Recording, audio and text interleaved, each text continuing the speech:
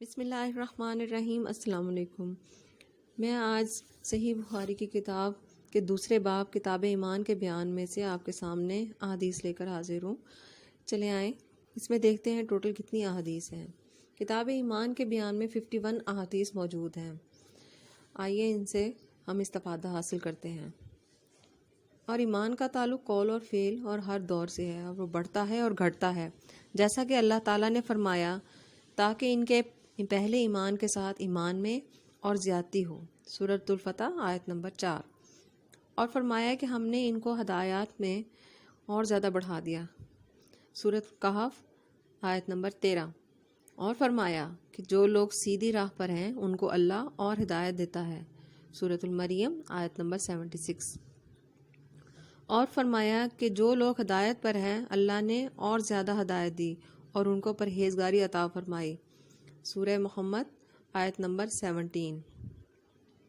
اور فرمایا کہ جو لوگ ایماندار ہیں ان کا ایمان اور زیادہ ہوا، سورۃ المدثر آیت نمبر 31۔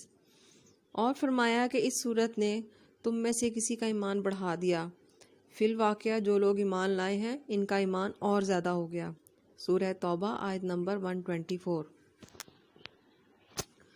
اور فرمایا کہ منافقوں نے مومنوں سے کہا کہ تمہاری بربادی کے لیے لوگ بکثرت جمع ہو رہے ہیں، ان کا خوف کرو۔ پس یہ بات سن کر ایمان والوں کا ایمان اور بڑھ گیا اور ان کے منہ سے یہی نکلا، حسبنا اللہ و نعم الوکیل، سورۃ آل عمران آیت نمبر 173۔ اور فرمایا کہ ان کا اور کچھ نہیں بڑھا، ہاں ایمان اور اطاعت کا شیوا ضرور بڑھ گیا، سورۃ الاحزاب آیت نمبر 22۔ اور حدیث میں وارد ہوا ہے کہ اللہ کی راہ میں محبت رکھنا اور اللہ ہی کے لیے کسی سے دشمنی کرنا ایمان میں داخل ہے، رواہ ابو داؤد عن ابی امامہ۔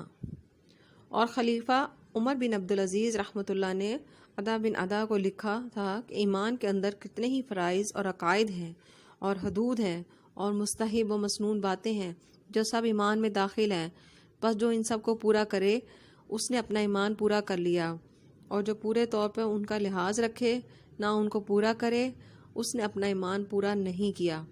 بس اگر میں زندہ رہا ان سب کی تفصیلی معلومات تم کو بتلاؤں گا تاکہ تم ان پر عمل کرو، اور اگر میں مر ہی گیا تو مجھ کو تمہاری صحبت میں زندہ رہنے کی خواہش بھی نہیں۔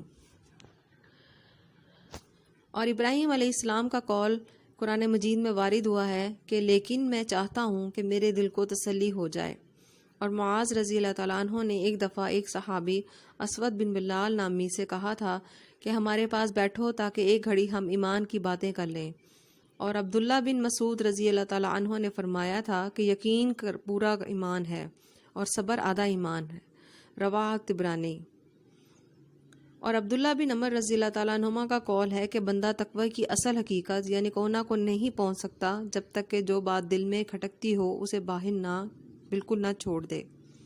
اور مجاہد رحمہ اللہ نے کریمہ شرع لکم من الدین اخیر تک اس کی تفسیر میں فرمایا ہے کہ اس نے تمہارے لیے دین کا وہی راستہ ٹھہرایا ہے جو نوح علیہ السلام کے لیے ٹھہرایا تھا۔